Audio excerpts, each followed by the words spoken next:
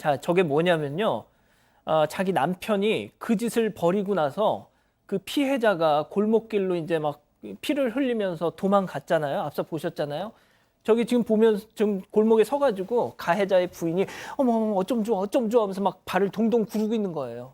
자, 그게 뭐냐면 교수님 네. 이미 자기 남편이 흉기를 들고 그 골목으로 나오고 그걸 다 알고 있었어요. 지난 7월 21일 대구 서구의 한 주택가 골목길입니다. 한 여성이 배를 움켜잡은 채 다급하게 뛰어오는데요. 옷이 온통 피로 얼룩져 있습니다. 그 동네 오면 빗자국이랑 어머니 이제 신발 신고 가다가 벗겨져가지고 맨발로 거기 발가락 자국까지 다 남아 있거든요. 저도 그걸 보고 너무 화가 나가지고 여성은 피를 흘린 채 이발소로 들어가는데요. 얼마 지나지 않아 구급차와 경찰이 출동했습니다. 그런데 또 다른 여성이 이 모습을 불안하게 지켜보고 있는데요. 그날 무슨 일이 벌어진 걸까요? 자, 대낮 한적한 주택가에서 벌어진 충격적인 사건입니다. 자, 피해자의 아드님이 원통한 일을 당했다면서 저희한테 제보를 주셨는데요. 이 사건 한 달 전이네요. 네, 그렇습니다. 지금 영상만 봐도 너무나 심각하다는 사실을 알 수 있는데요. 피해자는 60대 여성이고 제보를 주신 분은 피해자의 아들입니다. 7월 21일 일요일 오전 10시 45분쯤에 대구 서구의 한 주택가에서 일어난 사건입니다. 이 피해자는 80대 어머니와 함께 맛있게 아침을 식사를 하시고 그 앞에다가 이렇게 의자에 앉아서 그 연로하신 어머니랑 강냉이를 맛있게 먹고 있었어요. 그러면서 이제 대화를 나누고 있는데 갑자기 한 남성이 피해자 옆으로 다가와서 서더니 주머니에서 흉기를 꺼내서 피해자를 향해서 흉기를 휘둘렀습니다. 저희가 이 영상이 원래는 컬러 영상이에요. 그런데 이제 혈흔이 너무 피 뭐 이런 게 너무 많아서 저희가 일단 흑백으로 지금 전해드리고 있는데, 자, 당시 상황 어땠는지 이 피해자 아드님 얘기 직접 들어보시죠.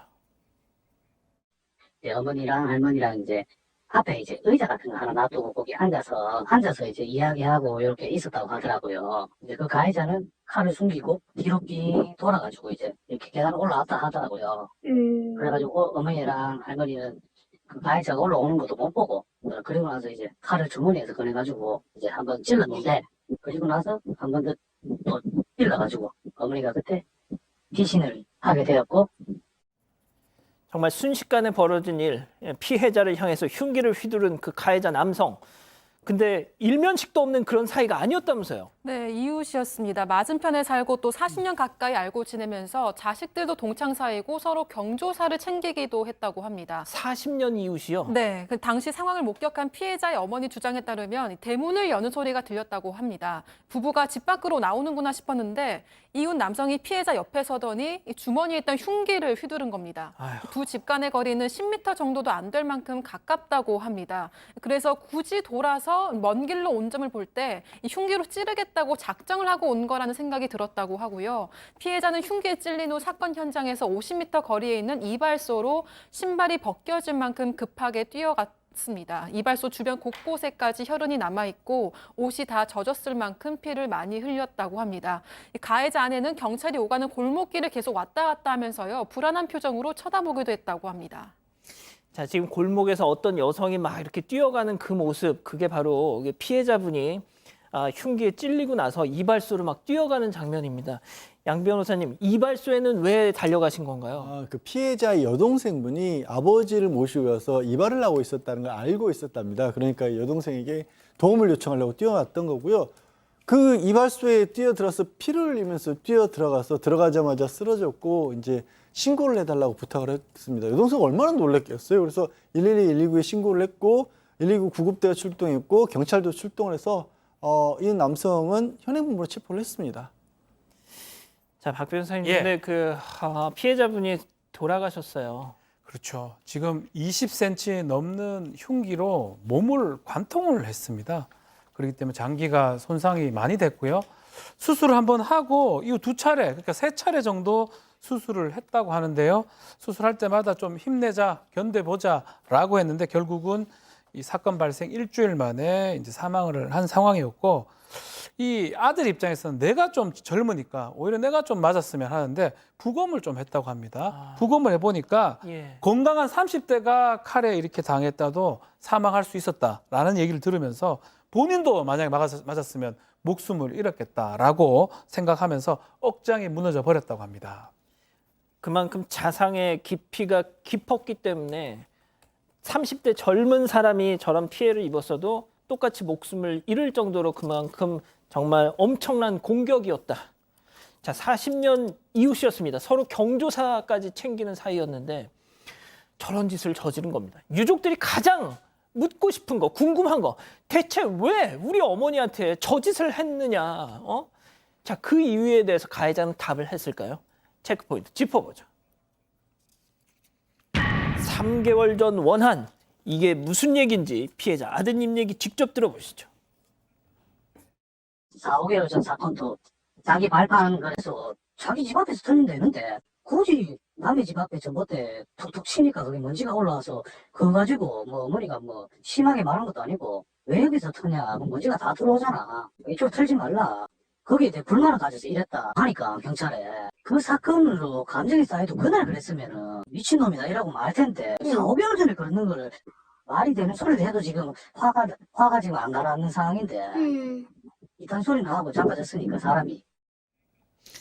자, 들어보세요. 양 변호사님이 넉 달 전, 뭐 길게 잡아서 5달 전에 차량 발판 그 있잖아요. 네. 그거를 이제 집 앞에서 이렇게 탈탈 털었다. 그 먼지가 날려서 네. 그래서 아유 이게 뭐야 막 이랬더니 그걸 계속 가슴에 담고 있다가 넉 달, 5달 지나서 저 짓을 했다? 그렇게 얘기를 하는 겁니다. 그러니까 경찰에서 조사를 하면서 왜 그랬냐고 해서 서로 감정이 안 좋았다. 뭐가 감정이 안 좋았냐? 매트를 털은 걸 가지고 간섭이 있었다. 이렇게 얘기를 한 겁니다. 자, 피해자 가족들이 이제 이 전후 사정을 좀 정확하게 주장을 하고 있는데 그때 이제 아침부터 술을 먹어가지고 굉장히 취한 상태였다가 본인 얘기로는 갑자기 감정이 폭발했다 이렇게 얘기를 하고 있는데요. 그 말씀하신 건 그런 겁니다. 지난 4월 초였대요. 저 가해 남성이 집 앞에 전봇대에서 차량용 매트를 털었대요. 그러니까 전봇대는 다 아무데나 있지는 않잖아요. 예. 전봇대 기둥처럼 이렇게 툭툭 털은 모양인데 네. 부모님이 1층에 있었대요. 그래서 피해자분이 아니 그 다 골목길이니까 먼지 들어온다고 거기 가서 다른 데서 좀 털어라라고 얘기를 했대요. 그리고 이 피해자분은 따님하고도 내가 잘못한 거야? 이렇게 문자도 주고받았다라는 거예요. 그래서 아니 그게 눈치 보면서 하는 게 맞지 왜 남의 집 앞에서 저렇게 대문 앞에서 털었냐라고 물어보니까 그러니까 자기 집에서 털면 먼지가 들어올 것 같아서 자기 집 창문을 닫아놓고 남의 집 앞 전봇대에서 털고 있었던 겁니다. 하여튼 그 이후로 다퉜고 그래서 매트 그렇게 털고 나서 서로 이게 좀 뭐 다툴 만한 일로 다툰 게 아니잖아요. 그러니까 서로 교류도 없었고 대화도 하지 않았던 겁니다. 근데 그것보다도 그걸 3개월이나 품고 있다가 흉기를 휘둘렀다는 걸 이게 유가족분들 어떻게 받아들이겠어요? 저 사람의 주장이죠. 가해자의 주장. 자, 그런데 유족들이 더 화가 나는 게 있답니다. 어머니를 살해한 이웃, 그 가족의 태도. 네, 유족은 이웃 남성이 집 밖에 나설 때 아내가 함께 있었잖아요. 이 아내가 피해자에게 도망가라는 소리만 쳤어도 이런 일까지는 벌어지지 않지 않았을까 이런 괴로운 심정을 전했습니다. 두 사람 모두에게 지금까지 사과 한마디 듣지 못했다고 하고요. 경찰에 따르면 아내는 술을 먹고 사고를 칠까 봐 따라 나간 거다 이렇게 이야기를 했다고 합니다. 이웃 남성은 구속이 됐고 살인 혐의로 재판에 넘겨졌습니다. 자, 지금 영상 다시 한 번만 좀 보여주세요. 자, 저게 뭐냐면요. 자기 남편이 그 짓을 벌이고 나서 그 피해자가 골목길로 이제 막 피를 흘리면서 도망갔잖아요. 앞서 보셨잖아요. 저기 지금 보면 지금 골목에 서가지고 가해자의 부인이 어머 어쩜 좋아 하면서 막 발을 동동 구르고 있는 거예요. 자, 그게 뭐냐면 교수님 네. 이미 자기 남편이 흉기를 들고 그 골목으로 나오고 그걸 다 알고 있었어요. 자, 네. 그러니까 유족들은 그런 겁니다. 아니 그 남편이 흉기를 들고 골목으로 튀어나올 때, 저 아내, 가해자의 아내가, 누구 엄마 도망가! 뭐 이렇게 소리를 치다거나 아니면 아예 그 골목으로 나오기 전에 붙잡아서 말리기라도 했든가. 네. 그랬으면 이 참상이 벌어지지 않았을 것이다. 그런데 보세요. 어쩌면 좋아 하면서 이렇게 발을 동동 구르고 있으면 어쩌자는 거냐고요, 지금. 그러니까요. 네, 무참한 살인 사건을 막을 수 있는 상황이었죠. 정말 소리를 질러준다던가, 뭐 정말로 공의심이 있으면은 정말 112에 신고를 해준다던가 이렇게 했어야 되는데 사실은 큰 일이 벌어날 걸 알고도 저렇게 그냥 소극적으로 행동을 했다는 거에 지금 유가족들은 화가 날 수밖에 없습니다. 그런데 저는 저 아내의 행동을 보면서 이 남성 아마도 폭력적인 성향이 이번뿐만이 아니라 아마 늘상 있었을 것이다. 술을 마시고 폭력을 행하니까 이 아내도 예측을 하고 예. 이제 큰일이 나겠구나라고 생각을 해서 그래서 그 매트 사건으로 인해서 그 뭐 원한 감정이 폭발한 것이다라는 건 본인의 주장이고 저는 믿을 수 없고요. 그냥 술 마시면 저런 폭력이 나오는 습관성 폭력자였을 가능성이 저는 높다라고 생각을 하는데요. 안타까운 건 지금 그때 흉기에 찔린 딸의 모습을 본 어머니도 계셨고, 그 다음에 이제 90대 아버지께서는 또 미용실로 와서 딸이 이제 쓰러지는 걸 보셨잖아요. 두 분 어머님, 아버님께는 얘기를 하지도 못했답니다. 아이고, 사망했다는 세상에. 얘기를 못했대요. 어쩌면 그리고 좋아. 이 아드님도 지금 이제 가정이 풍비박산 났다. 이제 회사도 다 그만두고 배달일을 하면서 이 일을 처리하고 있고, 또 따님도 역시 정신과 치료를 받아야 되는 정도의 큰 충격을 받은 상태라고 합니다. 자, 첫 재판이 29일 날 오는 29일에 열린다고 합니다. 계속 좀 지켜보죠.